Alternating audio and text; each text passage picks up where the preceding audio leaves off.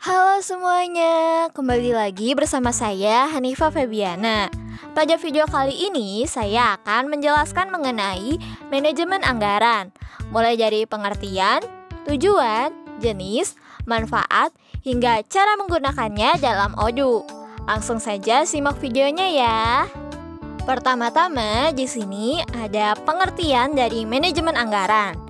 Jadi, manajemen anggaran adalah cara perusahaan atau organisasi dalam merencanakan, mengatur, dan mengawasi bagaimana mereka menggunakan uang mereka, atau bisa disebut juga dengan budget plan.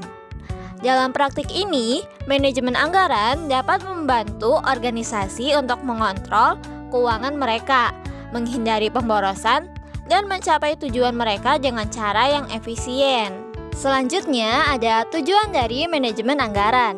Yang pertama, memetakan sasaran perusahaan.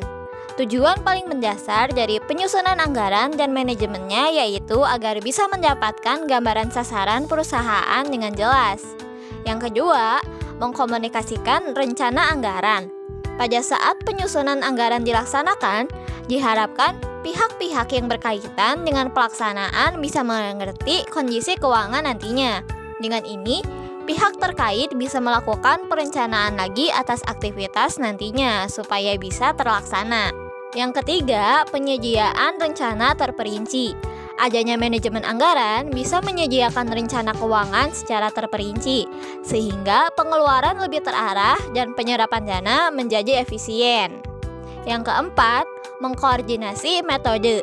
Dengan manajemen anggaran, membuat seluruh elemen dari sebuah divisi dan anggota dalam bisnis bisa melakukan koordinasi terkait dan cara yang akan ditempuh secara bersama-sama. Yang kelima, menyediakan alat ukur dan kinerja. Dengan adanya manajemen dalam anggaran, maka kinerja dari seseorang atau kelompok bisa diperhatikan dan ada tolak ukurnya. Dari hal ini pula, tindakan koreksi ke depannya menjadi lebih mudah untuk dipikirkan. Selanjutnya ada jenis-jenis anggaran. Yang pertama ada anggaran penjualan, berisi rencana pemasaran dan penjualan sebuah perusahaan dalam satu kurun waktu tertentu. Yang kedua ada anggaran produksi, yang biasanya memuat tentang informasi rencana unit keseluruhan produk dalam satu periode. Yang ketiga ada anggaran biaya bahan baku.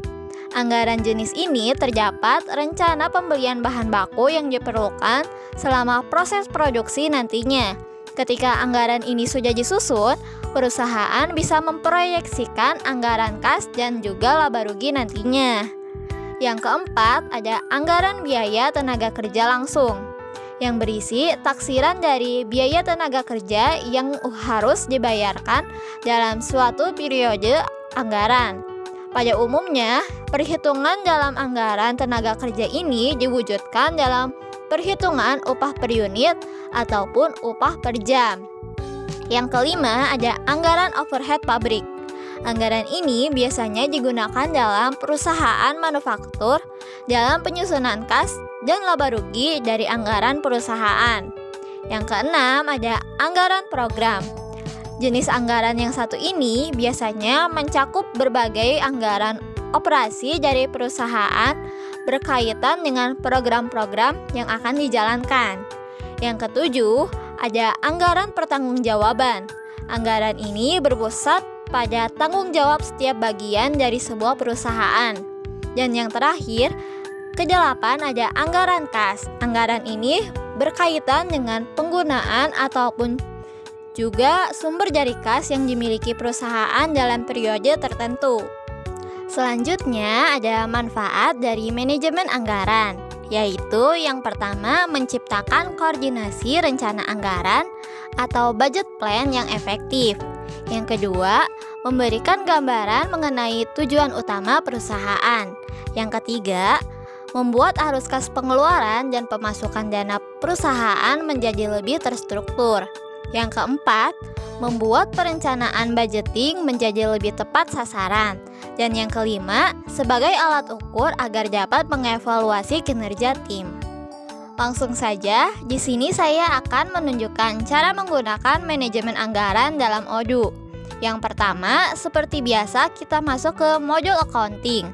Lalu pilih accounting, setelah itu klik budget. Lalu klik new untuk membuat yang baru. Jika tampilan sudah seperti ini, kalian bisa mengisi informasi umum seperti budget name, lalu responsible untuk orang yang bertanggung jawab, dan period untuk durasi waktu anggaran berlaku.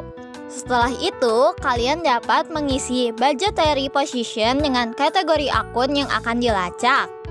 Pada start date diisi dengan tanggal dimulainya periode anggaran, dan end date diisi dengan tanggal berakhirnya anggaran.